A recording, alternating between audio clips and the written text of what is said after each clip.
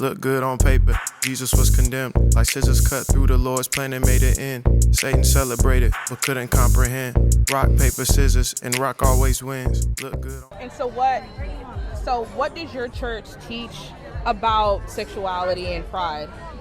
Yeah, so for us, we want people to be able to show up as their most authentic self. And Okay. Yeah.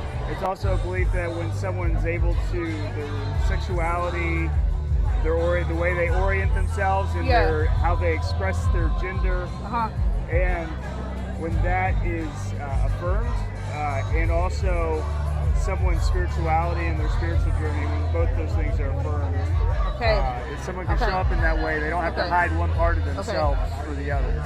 Yeah. So I know one of the biggest contentions is scripture. So how do you, as a pastor, deal with scriptures like Genesis 1:27 that says only male and female, and what people call the clobber verses? Like, so how do you reconcile the scriptures that talk about sexuality and sexual practice? How do I reconcile? Like what scripture says and different interpretations, your interpretation. So like, how would you interpret Genesis 1:27 where he says that male and female were created in his image, and then someone comes to you and says, hey, I think I'm outside of male and female, or I'm a third gender or something like that? Yeah. I don't think, and speaking about Genesis, I don't think the original authors were writing it to make an argument about gender expression and like what genders. I think they were writing that to tell a story about who they were and their identity as a people. Okay. And so I don't really see it that they're making a moralistic standpoint. Okay. So like, I don't even draw from that as far as like a literalist interpretation. Okay. So then what would you do with Matthew 19 where Jesus refers back to Genesis? How do you... What is the scripture that you're... Where he says he created the male and female.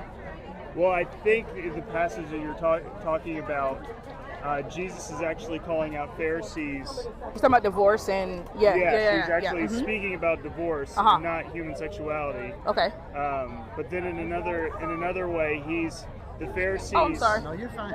The Pharisees, religious leaders, were actually using they were isolating a Mosaic law so that they could divorce their wives, and they were exploiting it. And so Jesus was actually calling out their own hypocrisy. Okay. And so I don't think Jesus was making a moralistic or a theological point about sexual orientation or gender expression.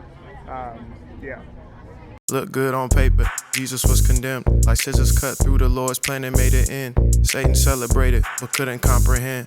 Rock, paper, scissors, and rock always wins. Look good on paper, Jesus was condemned. Like scissors cut through the Lord's plan and made it end.